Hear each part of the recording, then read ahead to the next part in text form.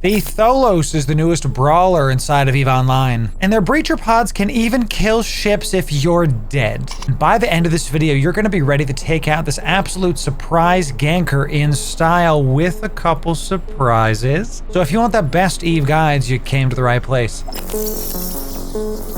Ladies and gentlemen, Loru here, digital advertiser, content creator, and EVE enjoyer for the better part of 10 years now. And look at this ship, y'all. It rocks. It looks like a hodgepodge of wires and pipes. Looks like they took multiple different hulls, like combined them together. Look at this. We got little bits of electricity and gas like moving on the side of this thing. We can clearly see some kind of piping on the side here. Ugh, it looks fantastic. Hats off to CCP Games and the designers and the art direction of this ship. It does look like a pirate ship, I tell you. It looks nice, but who is this ship for? Why should you care? Well, the Tholos' primary design is for two things. One, hit and run. It is designed to get in and get out quick with its stasis web resistance. It can also be quick and snappy with its bonuses to small turret and rocket damage, with, of course, the new breacher pods. We'll get to that. The combination of covert ops with the new breacher pods means you can sneak up on people and punch up on bigger ships when needed if you're PvPing. And let's talk about the breacher pods for just a sec. Brand new weapons to EVE Online. Now we are going to have a full breakdown of these breacher pods in our Revenant expansion full guide coming out. Sub for that. You can find the blueprints for the breacher pods, the ships, and the skills needed to fly all this in Zarzak. Just give the items to the appropriate vendor. Just be careful going in and out of Zarzak, y'all. It is going to be camped, let me tell you. Gonna be tons of gankers looking to take you out and get these new goodies. Now for the part you're all here for, the fits, and I got a few for you with some surprises of my own. Now, each of these fits will be in the description for you to copy and paste. It takes 2 clicks, totally free. Enjoy saving some time by using the research I've done to make your best fits. So here's the first fit. Starting off in the highs, you will see a mix of two DPS module types in the form of autocannons and rocket launchers. The Tholos gets a bonus to both of these, so we are going to use them both. And of course, we have the small breacher pod. Each one of these weapons is going to have a close range. Breacher is only 5,600. The rockets are within 14, though the longest range you can poke with this ship.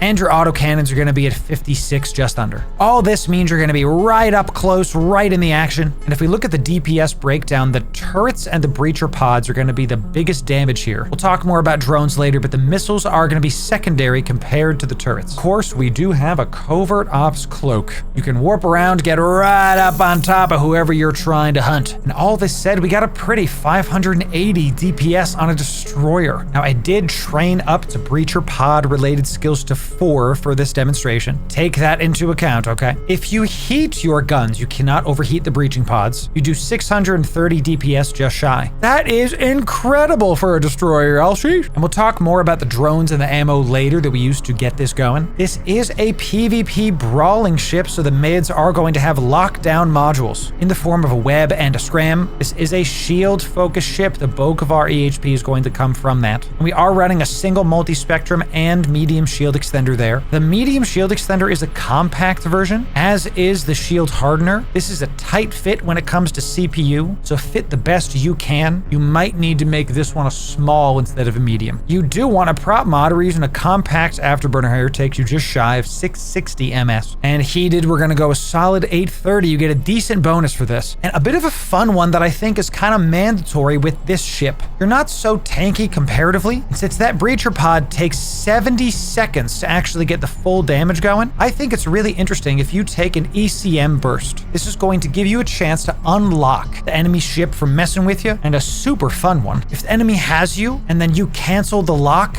you can then use your covert ops cloak and then fly away and reposition. That might be the edge you need to be able to ensure the gank goes smooth. And y'all, the covert ops cloak with this is probably the most interesting thing about this fit. There's so many little things that open up when you combine a damage over time module with on-demand warping while cloaked. I can't wait to test this for myself, and we will have streams doing just that. Sub for those. Now the lows are super easy. A single damage control is going to take your EHP from 9.8k up to 12.5k. They're not so tanky, so I think this module is mandatory. Read mandatory on this fit. We are going to run a single gyro stabilizer as well. This is going to directly increase the DPS of our turrets. And since our turrets are the lion's share of our DPS, you really want to make sure that this is the module you use. Now, you could use 2 DPS modules and take out the damage control. Now, our rigs are a bit of a hodgepodge of things. The burst aerator is going to give a DPS increase to our turrets. As always, this is going to help our overall DPS. A single EM shield reinforcer, this is going to close that EM hole. You can see we're at 53% EM resist. But if I turn this off, we go down to 36. That alone is worth the slot, in my opinion. And then finally, we are going to use a small semiconductor. If we turn off the burst jammer, this is going to be a stable fit. But if we turn it on, we deplete in 2 minutes. I didn't really want to fit a cat battery in the mids. I'd lose out on some of these tools or some of the tank. This module is going to depend on if you're dealing with a lot of newt resistance. Consider swapping these two, putting an extender in the rigs and then a cat battery in the mids. Either way, I think you got the best of both worlds there. Another thing the Tholos has going for it is a slightly larger than normal drone bay that gives us a bunch of options to play with. I am going to bring 5 DPS drones and 5 EC300 drones. We do get almost 80 DPS from our drones. It is a small amount of DPS compared to everything else, but you really want to kill stuff. Your best defense is good offense in this ship.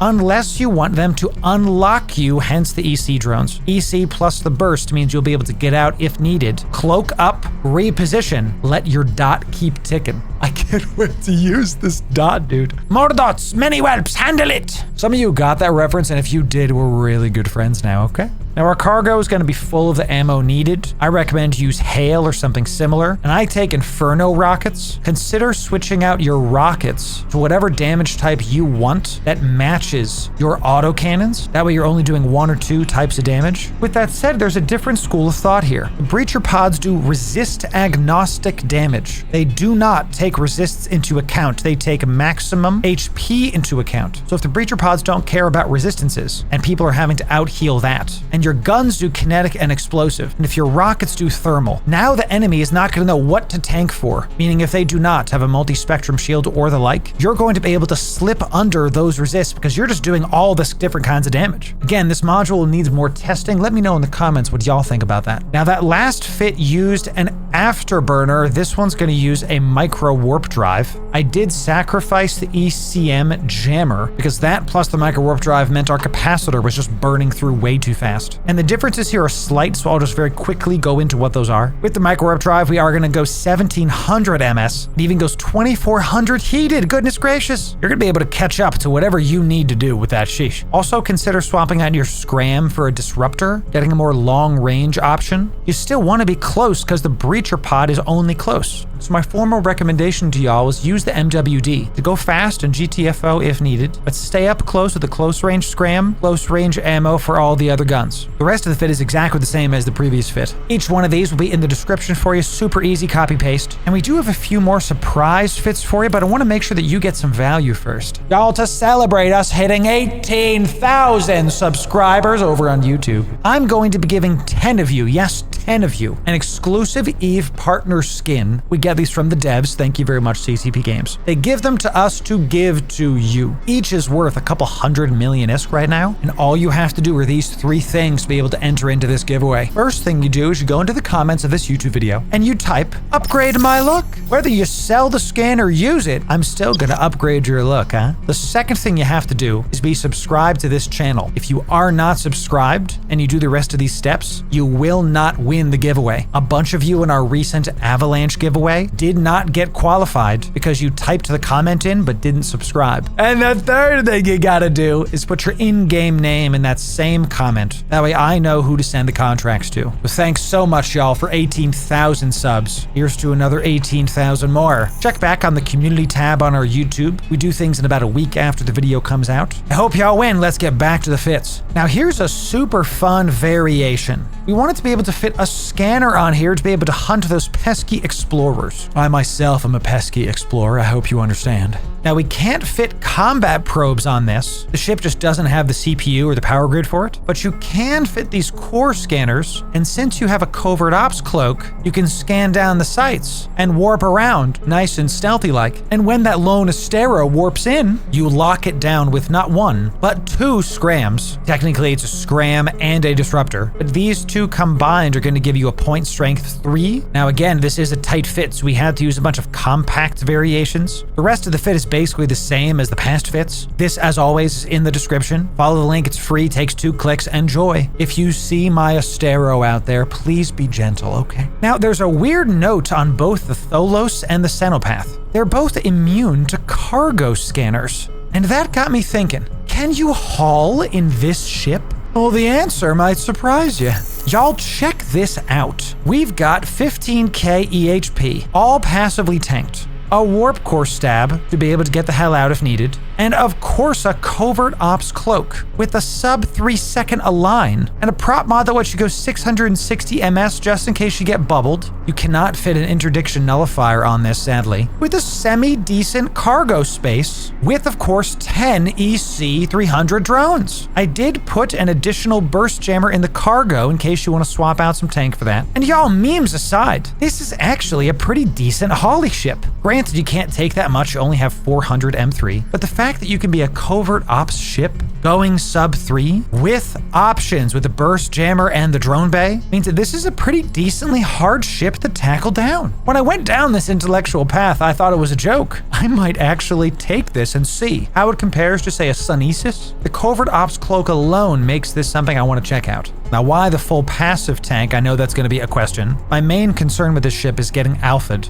by a bunch of smart bombers going A to B. We practice safe warping methods. We never go from gate to gate. But even if you bounce off a Celestial, there still might be that one tornado or something that the moment you uncloak insta-locks you and tries to alpha you off grid. These passive modules are always there and don't need you to turn them on. So I wanted to be sure, just in case, that we have some tank going. I'm gonna check that out and let y'all know just how good of a hauler that is. That also is in the description, takes 2 clicks. Now we got another guide for the other new ship, the Cenotaph. Cenotaph? I think I'm saying that right here for you. And be sure to sub right here for more content. We got a ton of Revenant focus videos coming out. I have active scripts for 4 more videos being made right now, so don't miss it. Thanks again for 18k, y'all, and we'll see ya in the next video.